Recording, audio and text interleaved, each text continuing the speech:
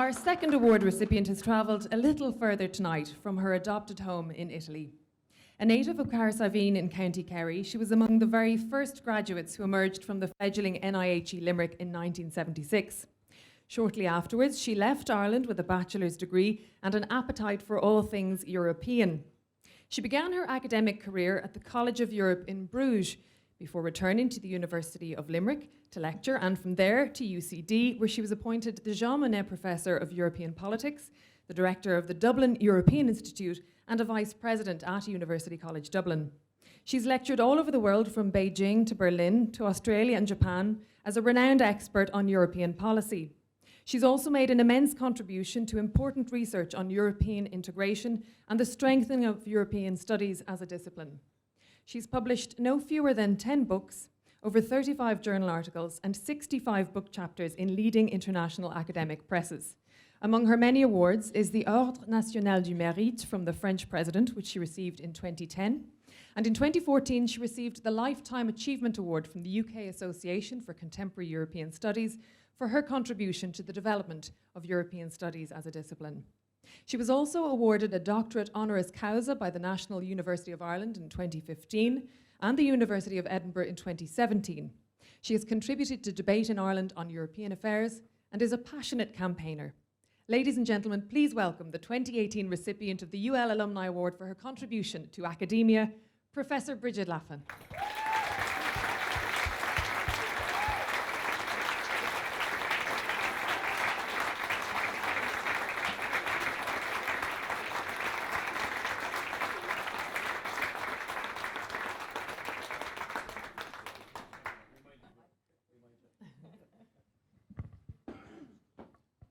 Welcome, congratulations. Thank you.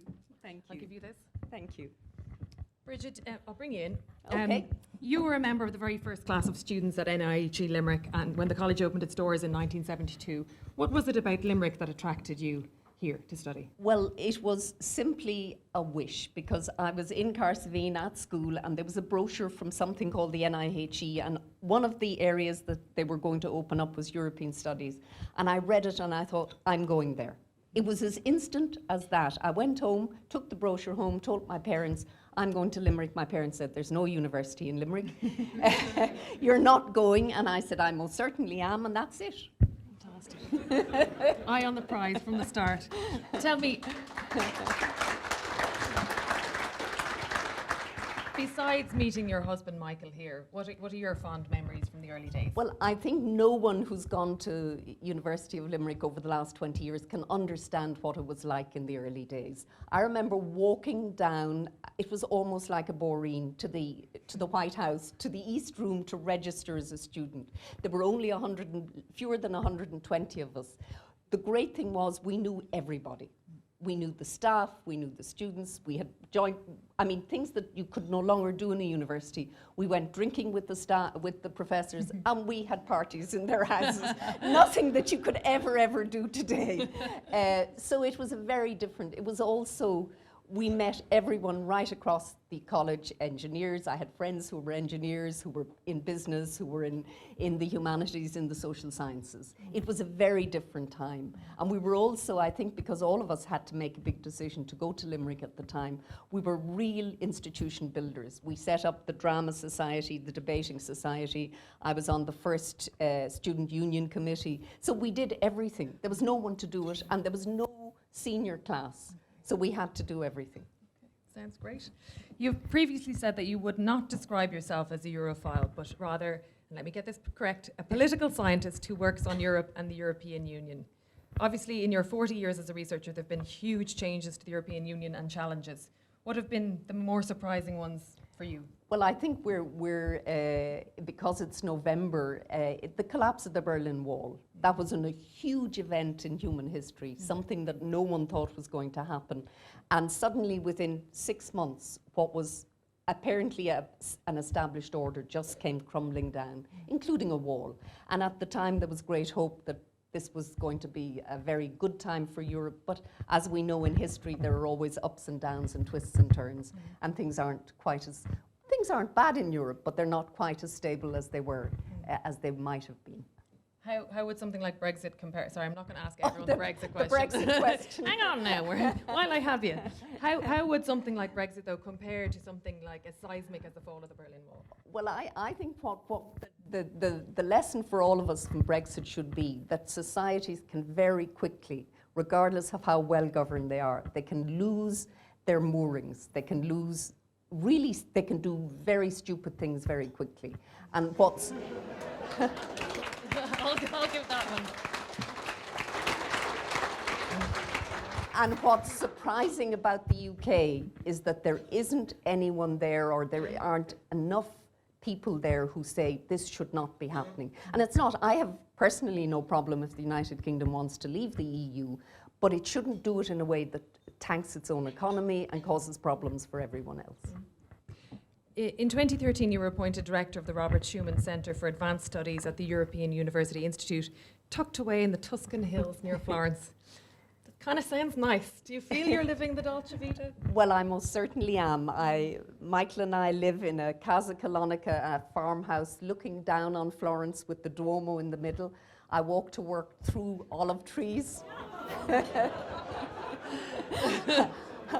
I tasted the olives. I tasted the olive oil from the produce from where we live this week, and Michael, my husband, who was a businessman all his life, but 3 years ago decided he had done enough, and he's come and now he's doing a degree in music and he's singing bel canto Italian arias. Sounds magnificent. Lovely. Now, if I may briefly just ask you, the Schuman Centre, for people who aren't that familiar with its work, you've said it's a resource for Europe's political, administrative and regulatory policymakers as they try to grapple with the deepening integration at a time of economic difficulty. And you've also spoken about how Europe has been a shaper or a taker of global dynamics. How do you feel about that now? Where do we stand? Well, I think, again, if we think there are challenges in Europe, across the world, we're at a time of extraordinary change. We're at a time when the United States has decided to turn inwards, America first, deeply destabilizing for the world. China is going to be the Pacific will be the ocean of this century. So we're at one of those times in history, comes round on cycles, where there are big shifts. You told us about your beautiful sounding life in Italy. We're all looking for an invitation now, anytime now. But where is home for you and the family? Is Kerry still home, or you've moved about so much? Well, I don't know how many people from Kerry are in the room. Yeah, we've got a few. But those of us who are from Kerry, you know you can leave Kerry, but Kerry never leaves you. We still have, I go back to Carsavine every year for 5 weeks in the summer. And it's one of, I mean, Dublin is also our home, but the good thing, my husband Michael's a Limerick man. I'm from Kerry, so he supports Kerry football. I support Limerick hurling, and we both support Munster rugby. Our son is our children, Kate is here, Diarmuid and Roisin aren't here, but they're Dubs.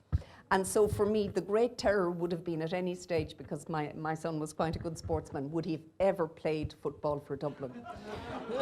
And I have to tell you that even as a mother, I could never, ever, ever bring myself to cheer for Dublin. Well, thank you very much, Brigid. We wish you continued success. Thank you. Congratulations. Ladies and gentlemen, Professor Brigid Laffan.